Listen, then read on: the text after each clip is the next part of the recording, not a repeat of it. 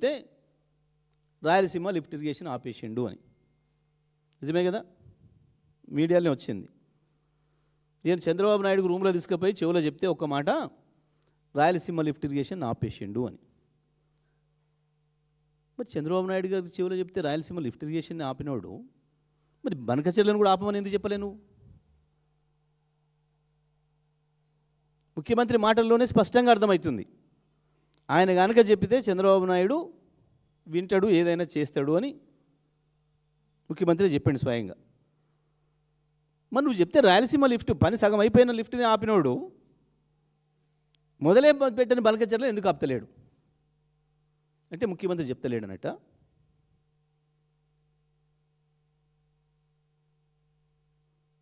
ఉత్తమ్ కుమార్ రెడ్డిని ఉల్లు బనాయించడానికి పంపిండా సుప్రీంకోర్టుకు?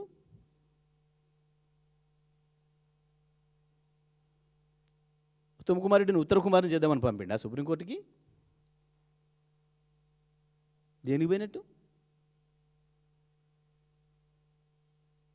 మరి రాయలసీమ లిఫ్ట్ ఇరిగేషన్ విషయంలోనే చూపించిన నీ ప్రతిభను ఎందుకు బనకచెర్ల విషయంలో చూపిస్తలేవు రేవంత్ రెడ్డి? ఎందుకు పాలమూరు రంగారెడ్డి లిఫ్ట్ ఇరిగేషన్లో చూపిస్తలేవు? ఎందుకు అనుమతిస్తలేవు దానికి? ఓ చాలా కోస్తరి కదా, ఎగిరెగిరి దునికితివి కదా. కేసీఆర్కు పని చేయించుకోరాలే ఢిల్లీతో మంచిగా ఉండి, ఢిల్లీతో అనవసరంగా పంచాయతీ పెట్టుకుండు, నేను చూడు ఎట్లా చేయించుకొస్తానో తెగ కోతలకు వస్తేవి కదా. ఎందుకు ఇప్పుడు తెస్తలేవు?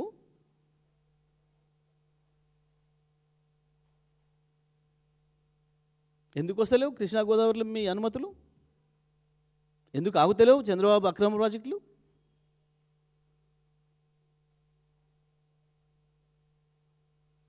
దేనికి సంకేతం ఇది? 100% మీ మిలాఖత్కి మీ చీకటి ఒప్పందాలకి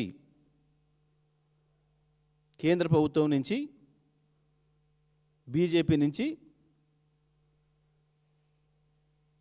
నువ్వు రక్షణ పొందడానికి, నీ పదవిని కొనసాగించుకోవడానికి, నీ పదవిని కాపాడుకోవడానికి, నీ మీద కేసులు రాకుండా ఉండడం కొరకు కృష్ణా గోదావరి జిల్లాలను అప్పచెప్తున్నావు చంద్రబాబు నాయుడుకి,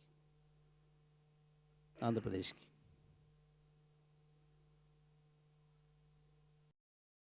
అసలు వీళ్ళకి ఎప్పుడు సోయలేదు. ప్రభుత్వం అనేది చాలా రొటీన్గా దానంతలో జరిగిపోతుంది తప్ప అధికారుల మీద బతికి, అధికారుల మీద ఆధారపడి, అధికారుల దయాదాక్షిణ్యాలతో బతుకుతున్నది తప్ప ఈ ప్రభుత్వం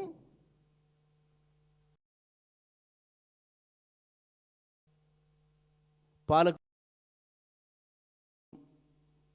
సోయి లేదు, తీరిక లేదు, జ్ఞానం అసలే లేదు ఎప్పుడు కూడా.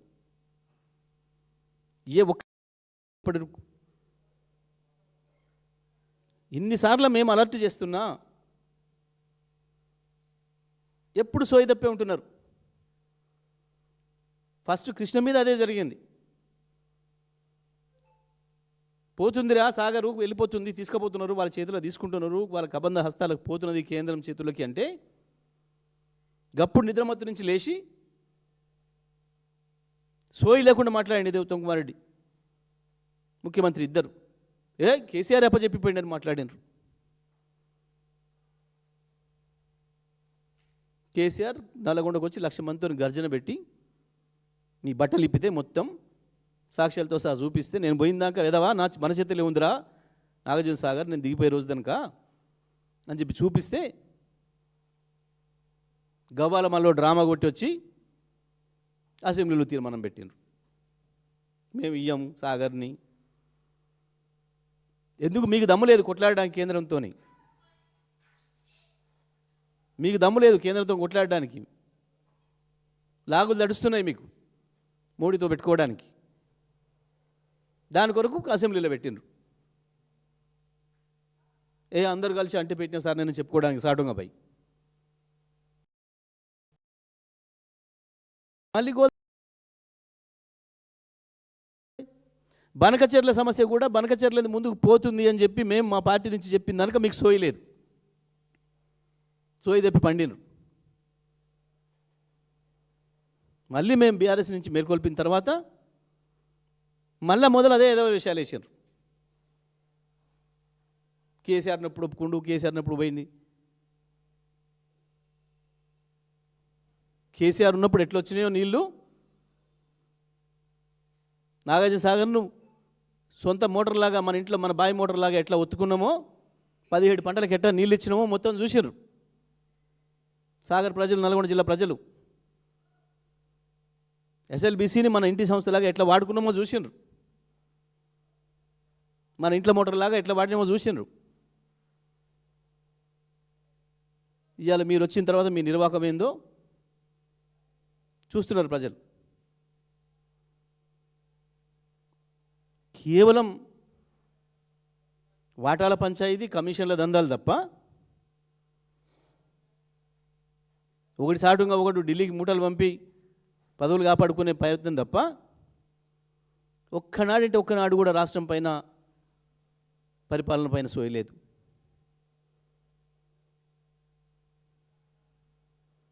కేవలం ఒక పోలీస్ డిపార్ట్మెంట్ అడ్డం పెట్టుకొని బతుకుదామని చూస్తున్నారు. ఎవడన్నా ఎదురు మలితే, ఎవడన్నా మాట్లాడితే కేసు పెట్టి లోపడేసి భయపెట్టిస్తాను, చిల్లర పాతకాలపు అలవాటు. ఎప్పుడో పోయింది అది. ఈ పోలీసులకు భయపడి, ఈ దానికి భయపడి ప్రజలు దాచుకునే పరిస్థితులు ఏం లేరు. ఎప్పుడు ఏ సందర్భంలో ఎట్లా చేయాలో ప్రజలకు తెలుసు.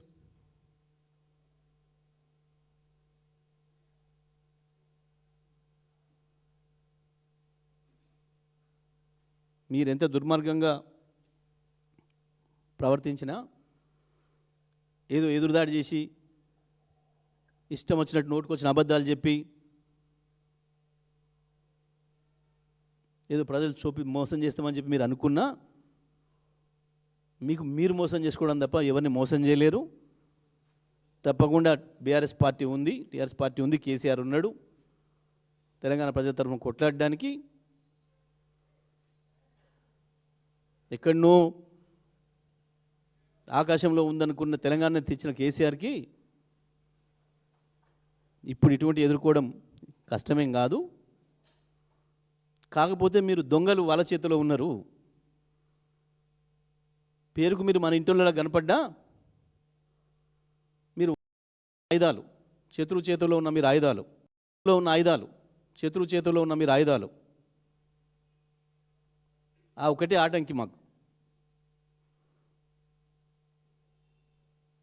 అవాళ మేము బ్రహ్మాండంగా కొట్లాడినాం,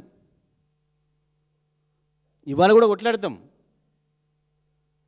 కాకపోతే ఆయుధం మీ చేతిలో ఉంది, దాన్ని అవతల వాడి కొరకు వాడుతున్నారు. అవాళ ప్రాంతేతరుడు కాబట్టి ప్రాంతం అవతలి పారదోలినాం. ఇవాళ ప్రాంతం వాడివే చేస్తున్న ద్రోహం ఇది.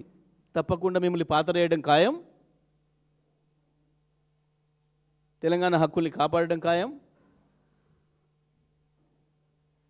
కృష్ణా గోదావరిలో మన వాటాల్ని కాపాడుకోవడం కొరకు మరొక ఉద్యమాన్ని తీసుకొచ్చి ఎంత దూరం పోయినా సరే తెలంగాణ ప్రజల హక్కుల్ని కాపాడుతాడు కేసీఆర్, అందులో సందేహమేం లేదు. బీఆర్ఎస్ పార్టీ గులాబీ ఎండా పుట్టిందే దాని కొరకు. తప్పకుండా ఆ పనిలోనే ఉంటుందని చెప్పి తెలియజేస్తూ తెలంగాణ ప్రజలందరికీ కూడా విజ్ఞప్తి చేస్తూ ఉన్నాం. ఇది చాలా స్పష్టంగా తెలంగాణ రాష్ట్ర ప్రభుత్వం,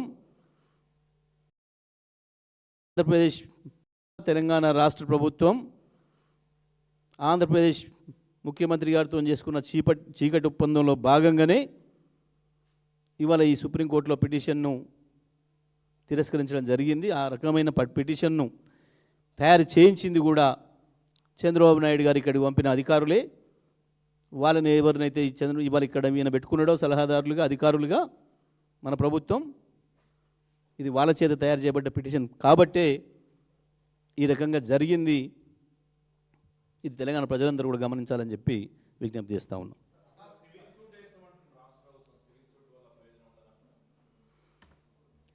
ఇక మనకు స్పష్టంగా అర్థమైపోయింది ఇవాళ ఏం జరుగుతుందో.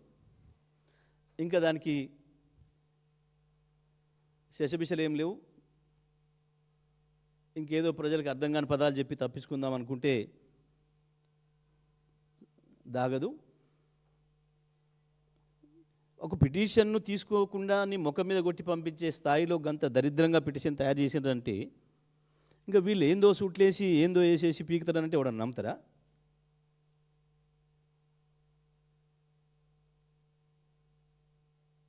విచారణ అర్హత లేని పిటిషన్ వేసిరంటే వల్ల